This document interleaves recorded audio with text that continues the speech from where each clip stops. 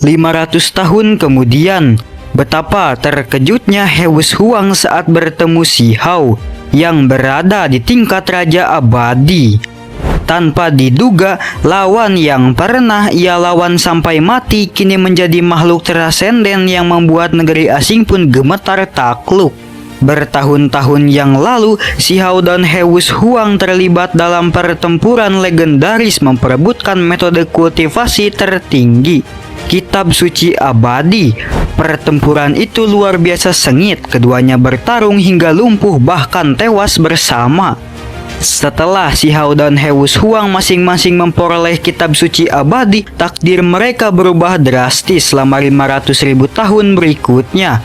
Si Hao berkembang dengan seorang kultivator alam Dao Void yang biasa-biasa saja menjadi makhluk transenden yang mengerikan. Mampu membunuh Raja Abadi, ia tidak hanya mengalahkan 3 raksasa alam abadi, tetapi juga seorang diri bertualang ke alam lain, membunuh 3 Raja Abadi, termasuk Raja Merah Tua, sehingga membuat sebagian besar Raja Abadi gemetar ketakutan.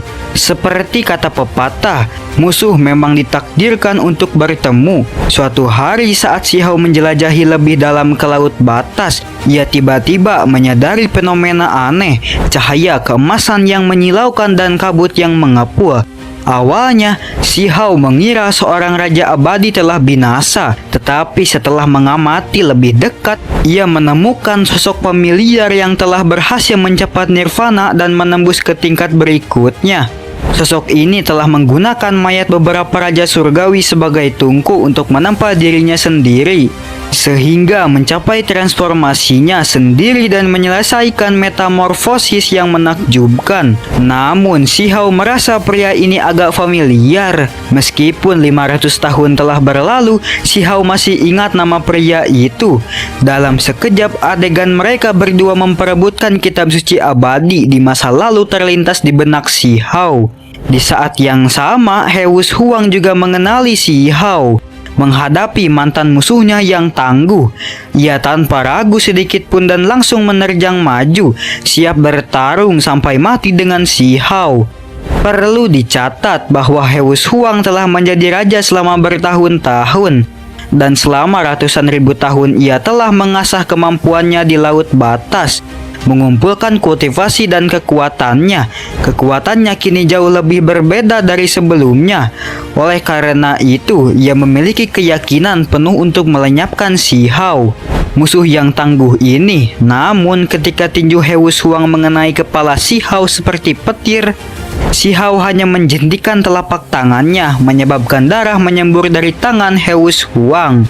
Bagaimanapun, Si Hao saat ini benar-benar sebanding dengan para raksasa tertinggi di laut batas. Saat merasakan kekuatan Si Hao, wajah Hewus Huang menunjukkan sedikit keterkejutan dan kemarahan.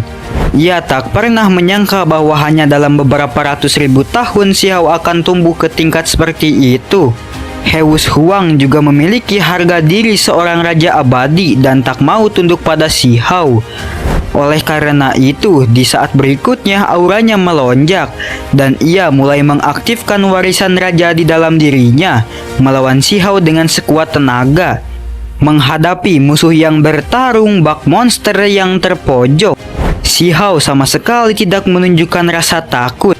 Lagi pula dengan Kitab Suci Abadi yang lengkap, ia sudah jauh lebih kuat secara fisik daripada Hewus Huang. Si Hao hanya melancarkan serangan telapak tangan lagi, yang langsung membuat Hewus Huang batuk darah. Melihat situasi yang genting, Hewus Huang yang biasanya waspada segera mengerahkan seluruh kekuatannya menghadapi Si Hao dalam pertempuran jarak dekat.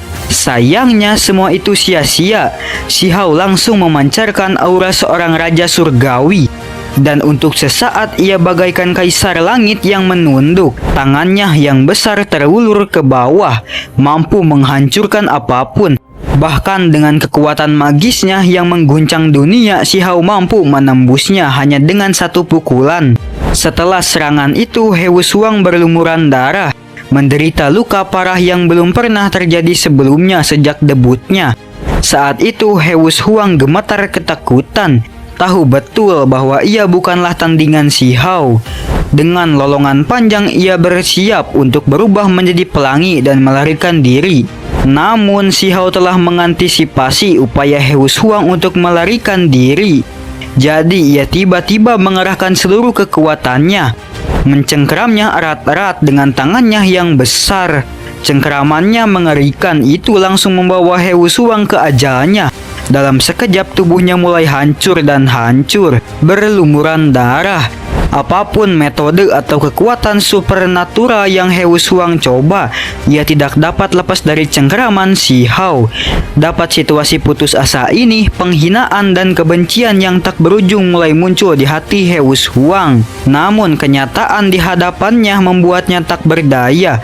Kesedihan dan kemarahannya yang mendalam memaksanya untuk melampiaskan amarahnya dengan meraung ke langit. Ia adalah seorang raja abadi, pemimpin sejati zaman ini. Namun pada akhirnya ia ditakdirkan untuk mati dengan memalukan di laut batas. Terutama karena musuhnya dulunya adalah saingannya. Hanya saja sekarang zaman telah berubah dan jurang di antara mereka begitu lebar.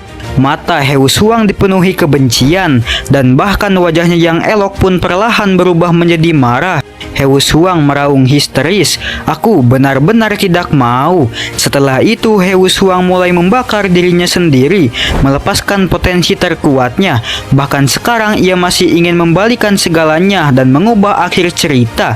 Si Hao menyaksikan penampilan Heus Huang tanpa ekspresi. Musuh bebuyutannya yang pernah bertarung mati-matian bersamanya kini hanya bisa meronta seperti badut.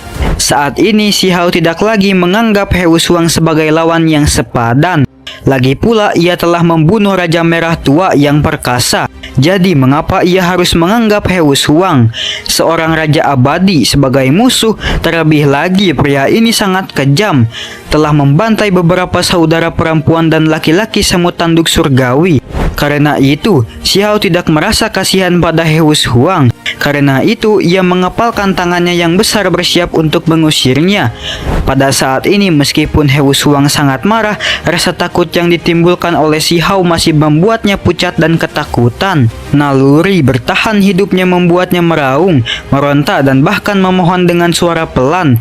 Si Hao dengan tegas meremasnya menjadi gumpalan kabut darah. Tepat saat Heus Huang berdarah dari lautan alam, roh primordialnya dengan cepat terbentuk kembali dari tulang-tulang Raja Abadi. Rasa malu dan dendam yang mendalam mendorong Heus Huang untuk berteriak. Matanya merah padam.